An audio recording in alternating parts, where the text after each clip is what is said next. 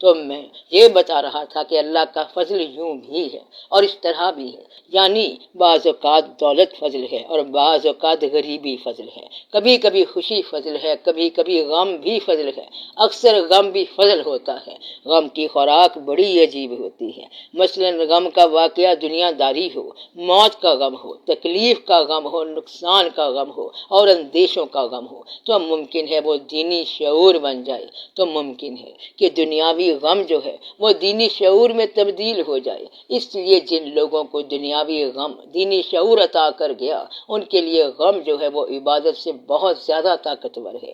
جس کی آنکھ رونے والی بن گئی، جس کو اپنے آنسوؤں میں اور ہی جلوہ نظر آ گیا، تو وہ درد اس کو عطا ہو گیا، حالانکہ درد پہلے کچھ اور تھا مگر بن کچھ اور گیا۔ پہلے کیا تھا؟ کچھ اور تھا۔ تلاش کرتے کرتے گھر سے نکلا، اس نے خاص قسم کی کوئی چیز خریدنی تھی، یہاں گیا وہاں گیا مگر وہ نہیں ملی۔ پھر اس کا بچہ بیمار ہو گیا، ڈاکٹروں کے پاس گیا، انہوں نے کہا یہ تو مشکل ہے، بیماری ایسی ہے۔ کسی نے کہا کہ اللہ والوں کے پاس جاؤ، تو اللہ والوں کے پاس جاتے جاتے ان آستانوں پر جاتے جاتے عین ممکن ہے کہ وہ اپنا سوال ہی بھول جائے، اور وہاں جا کے وہ وہی ہو جائے۔ عین ممکن ہے کہ اس کی دنیاوی آرزو سے دینی راستوں پر لے جائے اور وہ آرزو بدل کے نیا چہرہ بنا دے اور انسان کسی اور مقام پر پہنچ جائے۔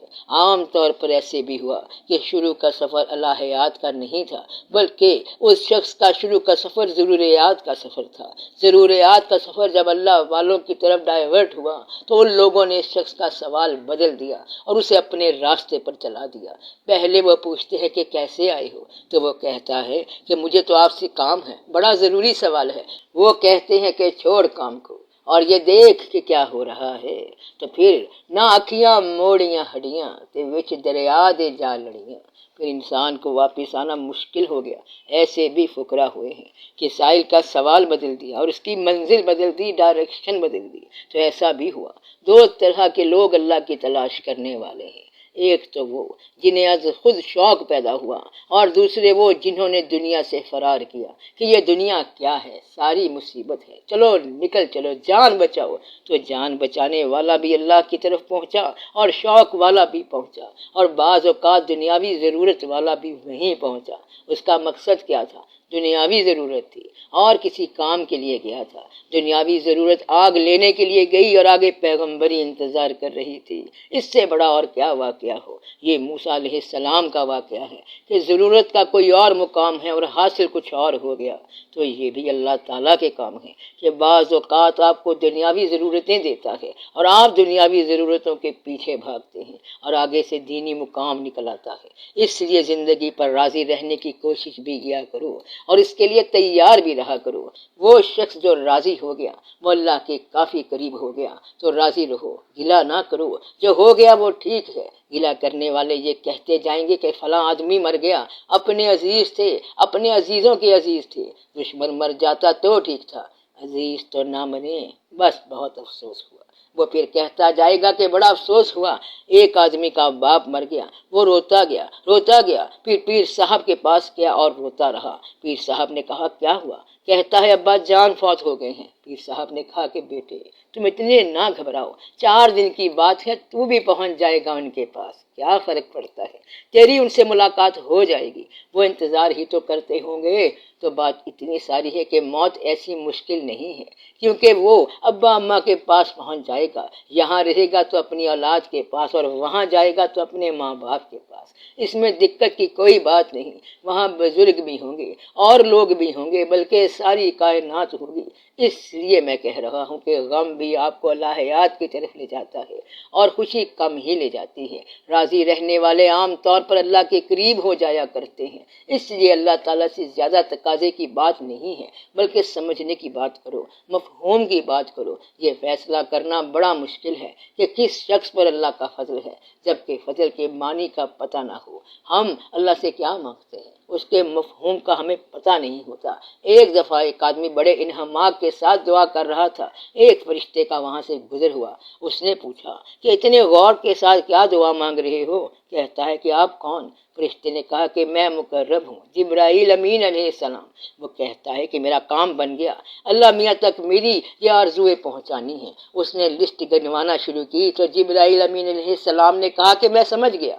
اس نے کہا آپ کیا سمجھ گئے؟ ابھی تو میں نے بات شروع کی ہے۔ جبرائیل امین علیہ السلام نے کہا کہ میں اللہ تعالیٰ کو یہ بتا دوں گا کہ اپنے علاوہ مجھے سب کچھ دے دے، تو اس کی لسٹ میں اللہ کا نام نہیں تھا۔ آپ اللہ کا فضل مانگو، اللہ سے اللہ کی رضا مانگو اور اللہ سے اللہ کو مانگو، پھر آپ کے لیے آسان باتیں ہیں۔ ورنہ اس دنیا کا کوئی انت نہیں ہے، کوئی حساب نہیں ہے۔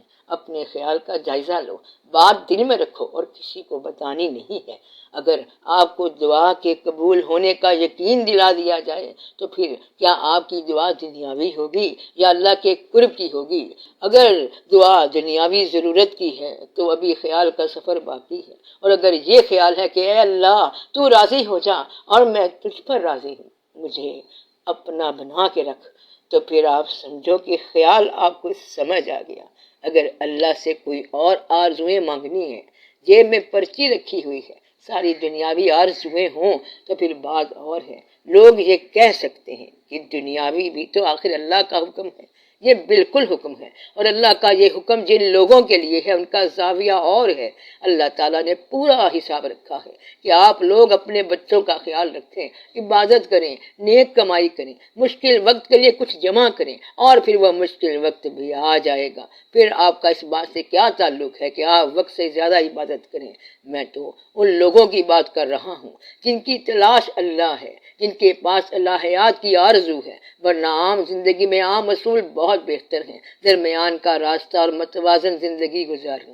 لیکن جو لوگ دعوی محبت رکھتے ہوں وہ غیر از وصال یار کوئی سوال نہ کریں، پھر بہتر ہے کہ وہ دنیاوی سوال نہ کریں۔ اگر وہ سوال کرنے ہیں تو پھر یہ دعویٰ ختم کیا جائے، پھر وہ آرام سے چلتا جائے۔ اس لیے ہم یہ دیکھتے ہیں کہ دعوی محبت میں بعض اوقات دنیاوی آرزو شامل ہو جاتی ہے اور اس سے طبیعت منقبض ہو جاتی ہے۔ اس لیے اس بات کا خیال رکھنا چاہیے، غریبی بھی اللہ کا فضل ہے، دولت بھی فضل ہے، مسافرت بھی فضل ہے، مقیم ہونا بھی فضل ہے۔